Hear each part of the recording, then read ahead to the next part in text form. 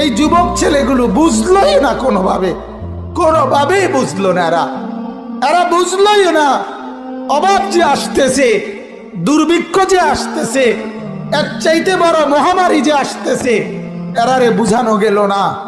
এদের মোবাইলের নেশা এরা ছাড়লো না, এদের নর্তকী দেখা এরা ছুটলো না, এদের নাফরমানি এরা ছাড়লো না, এক ওয়াক্ত নামাজ পড়ার অনুভূতি এদের জাগলো না।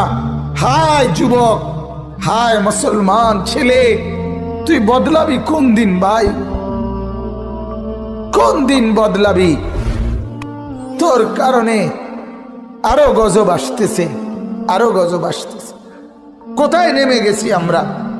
সেদিন পত্রিকা আসছে, ক্লাস 7-এর ছেলে, 7ম শ্রেণীর ছেলে কর্তৃক এক মেয়ে ধর্ষিতা,